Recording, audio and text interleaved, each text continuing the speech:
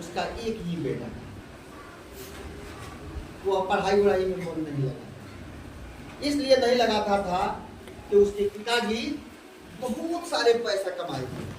तो सोच रहा था कि इस पैसे को हम करेंगे क्या, टाल पैसा है, खूब ऐश करेंगे, कितना दिन इसको खाएंगे, आराम से रहेंगे। एक दिन की बात है कि उसके पिताजी क्या होते हैं, मर जाते हैं। यह सारे पैसे खा के उड़ा देता है और ये हो जाता है। तब तो ये सोचना लगता है कि हमारे भाग में धन लिखा होता ना तो धन आ जाता। अब लगाई पूजा करने की, भाग्य आ जाओ आ जाओ। एक दिन ये सपना देखा, एक सपना देखा तो उसमें एक आदमी बोल रहा है कि मैं भाग्य हूँ और मैं सबसे ऊंचला पहाड़ पर रहता हूँ। ये पढ़ा लिखा होगा तो कुछ नहीं, मेहनत भी नहीं करता था, इसलिए पैसा तो बहुत है इसके पास। अब सोचा कि अब हमको भाग्य के पास जाना होगा और भाग्य को लाना होगा, भाग्य आएगा तो हमारे पास पैसा अपने आप हो जाएगा। बस ये क्या किया कि चल दिया भाग्य के खोज में, खाना वाना ले लिया, पानी ले लिया और पहाड़ पर चढ़ने लगा। चढ़ते चढ़ते चढ़ते चढ़ते कहाँ गया, आधा पहाड़ पर गया। वहां पर देखा कि एक शेर बीमार बैठा है। शेर क्या था, जाके पूछा कि भाई तुम इतना मायूस होकर क्यों बैठे हो। तो पूछा कि अरे तुम ना बताओ कि तुम कहाँ जा रहे हो, डरो नहीं, हम तुमको खाएंगे नहीं, हम तो अपने बीमार हैं। तो कहा कि जे तो मैं जा रहा हूँ भाग्य के पास, मैं भाग्य को लाऊंगा तो मेरे पास बहुत सारे पैसे हो जाएंगे। तो कहा कि काम करना, तुम जब भाग्य के पास जा रहे हो तो मेरा प्रश्न भी पूछ के आना। कहा ठीक है, प्रश्न करो। तो शेर कहा कि जाके भाग्य से पूछना कि मैं बीमार बहुत रहता हूँ, मेरे बीमारी का कारण क्या है, मैं बहुत सारा इलाज कराया लेकिन पता नहीं चला। अब क्या होता है, ये प्रश्न नोट कर लिया कि हम जाएंगे तो भाग्य से पूछेंगे।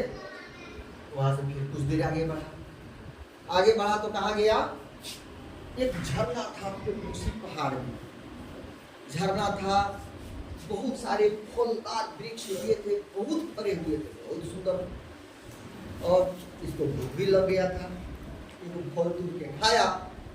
फल देखने में तो बहुत सुंदर था, जब लेकिन खाया तो इतना कड़वा लगा, इतना तीता लगा कि खाया हुआ चीज भी उगिल के लगा सोचने, अटपटा होकर के अरे क्यों ऐसा फल रोका है कि ये इतना कड़वा, देखने में इतना सुंदर है और लग रहा है बहुत खराब। तब उस बगीचे का मालिक आ गया, कहा कि भाई ऐसा ही होता है, वर्षों से इस पेड़ को लगाए हैं लेकिन इस फल तो लगते हैं, लेकिन ये फल आदमी का आदमी है, चिड़ै चुरुंग भी नहीं खाता, इसलिए कि ये बहुत कड़वा लगता है। तुम जा कहाँ रहे हो? ये कहा कि मैं भाग्य के पास जा रहा हूँ, भाग्य के पास जा रहा हूँ, मैं उसको लेके आऊंगा, मेरे पास बहुत सारा धन संपत्ति होंगे। तो फिर पूछता है, कहता है बगीचा वाला, अच्छा जा रहे हो तो मेरा एक प्रश्न पूछना कि मेरे पेड़ के फल क्यों इतना कड़वे लगते हैं।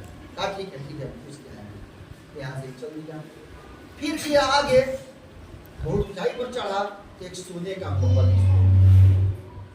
सोने का महल मिला। वहां पर ये क्या किया कि हाथ मुंह धोया, पानी वानी ग्रहण किया। तब तक ले ये देखता क्या है, तो वहां पर एक लड़की है, बहुत सुंदर है, मन मार के बैठी हुई है। तो जाके पूछा कि तुम्हारे दुख का कारण क्या है। तो कही कि मेरे पास तो धन दौलत बहुत है लेकिन सुख नहीं है, तुम जा कहाँ रहे हो। तो कहा कि मैं भाग्य के पास जा रहा हूँ। कहा कि मेरा प्रश्न पूछ क्या है कि मेरे दुख का कारण क्या है। कहा कि ठीक है, बस अगला पड़ाव इसका था कहाँ, भाग्य के पास। पहाड़ के सबसे ऊंची चोटी पर गया तो वहां कौन बैठा था, एक बूढ़ा बैठा। पूछा कि आप कौन है, तो बोला कि मैं भाग्य हूं। कहा कि ओहो भाग, मैं आप ही को लेने आया हूं।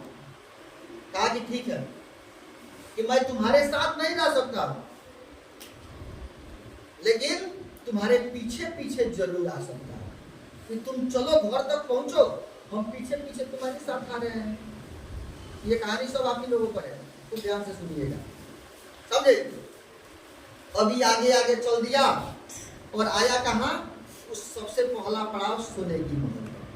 तो लड़की पूछी, अरे तुम आ गए क्या, मेरे प्रश्नों का जवाब पूछे हो? हाँ हाँ मिल गया है प्रश्न। तो कहा कि ये क्या बोला है? तो भाग्य बोला है कि कह दीजिएगा उस लड़की से किसी अच्छा राजकुमार से शादी कर ले, इसका सारा कष्ट दूर हो जाएगा। लड़की कहे कि मैं खोजने कहाँ जाऊंगी कि तुम मम्मी से शादी कर लो और ये सारी सोने का महल तुम्हारा। बाकी नहीं नहीं नहीं नहीं नहीं, हमको ये सब चीज नहीं चाहिए। अरे भाग्य तो मेरे पीछे पीछे आ रहा है। बस फिर उसको ठुकरा दिया, आगे आया तो पेड़ का बगीचा वाला के पास आया, कहा क्या जी तुम आ गए, तुम मेरे प्रश्नों का जवाब लेके आए हो? कहता हाँ लेके आए हैं। तो क्या है, कैसे मेरे फल मीठे होंगे? कहा कि भाग्य बोला है कि जाके कहिएगा कि जो झरना जो बह रहा है पानी का पोखरा, उसमें बहुत सारा सोना है, उस सोना के चलते पानी खड़ा हो गया है, इसके चलते फल तीखे हो गए हैं कि आप सोना निकाल के उसको बाहर कर दीजिए पानी से, फल मीठे होने लगेंगे। तो वह जिसका फुलवारी था वो बोला कि भाई रुको रुको रुको रुको, ये सारे सोना तुम उठा लो, मैं निकलवा देता हूँ, सोना लेके जाओ और मुझे इस फल के मिठाई से मतलब है, तुम सोना लेके चले जाओ। कहा कि नहीं नहीं मुझे सोना वोना नहीं चाहिए, मुझे क्या चाहिए, इसलिए कि मेरे पीछे भागे आ रहा। अभी आया तीसरे पड़ाव पर, कहा जहां भगवा बैठा। भगवा पूछा क्या जी आप मेरे प्रश्न का उत्तर लाए हैं? कहा कि हाँ, कि भाग्य बोला है कि जिस दिन तुमको महामूर्ख आदमी मिल जाएगा जिसको खा जाओगे, उस दिन से तुम्हारा बीमारी दूर हो जाएगा। तो शेर आओ देखा ना ताव देखा, कहे जब इससे बड़ा मूर्ख कोई नहीं हो सकता। ठीक है, पहले पूछा कि तुम सारे लोगों का प्रश्न बतला दिए, सब कहानी अपना सुनाया। अब बोला शेर की अब इससे महामूर्ख तो ही नहीं मिल सकता है। बस इस शेरवा क्या किया, इनको तुरंत छलांग लगाया और इनको खा गया, इनकी खींचा खत्म हो गई। इस कहानी का यही अर्थ है कि भाग्य कब आएगा, जब हम कर्म करेंगे। ठीक है, जब हम पढ़ेंगे वही हमारा कर्म है, तभी हम कुछ कर सकते हैं। बिन पढ़े कुछ मिलने वाला नहीं है। और शिक्षा, देखिए शिक्षा वे मंत्र है, वह चीज है कि सारी दुनिया रूठ जाए, लाख मुसीबत आ जाए, लाख कठिनाई आ जाए, भाग्य में कुछ हो या न हो, यदि आप शिक्षित हैं, पढ़े लिखे हैं, वही आपके साथ रहेगा। दूसरा कुछ साथ रहने वाला नहीं। आप लोग जाते हैं, मौसा की है, मौसी की है, मामा की है, काका की है, पूरा की है। जिस दिन आपका समय खत्म हो जाएगा उस दिन कोई नहीं पूछेगा नहीं पूछेगा। आप पढ़ लिख के अच्छा हो जाइएगा ना, तो यही आदमी आके खूब मिठाई खिलाएगा, फेल हो जाइएगा तो यही आदमी बोल जाएगा का ना। तो ये कोई आपका सहमत नहीं करेगा। आपका असली सहमतिया कौन है? आपकी पढ़ाई, आपकी एजुकेशन, आपकी मेहनत, आपकी, समझे। भाग्य पीछे आएगा। आप तो भाग्य को ही दिया कि तुम जाओ, तो लड़की से शादी कर लेता तो वो धन मिल जाता, और फुलवारी वाला के पूरा सोना उठा लिया था तो वो धन हो जाता। बाघ के पास जाके कहा जाएगा, बाघ छोड़ेगा किसी को, लेकिन ये बाघ के पास इतना मूर्ख था कि बाघ के पास चला गया। यदि पढ़ा लिखा होता तो उसका दिमाग खुलता कि ऐसा नहीं करना चाहिए, जो मिला उसको लेके चले। इसलिए एजुकेशन, पढ़ना लिखना, ये सब बहुत इम्पोर्टेंट चीज़ है। आप लोगों का असली साथी पढ़ाई ही है। ये नहीं है आपके पास कुछ नहीं है, आप जीरो है, आपके पास कोई बैलेंस नहीं है। आप पैसा कमा के लाइएगा, हथियार लेके खा जाएगा, समझे। आप बाहर से कमा के लेके आइएगा, रास्ते में 4 घंटे चले जाएगा, काला फुसला करके ना। कह लो कि गरीब के लगे धन हो तो धनी होशियार भूखे ना, सही बात है ना। इसलिए आप लोग अपने कर्म पद पर, पढ़ाई रूपी कर्म पद पर मेहनत करके चले।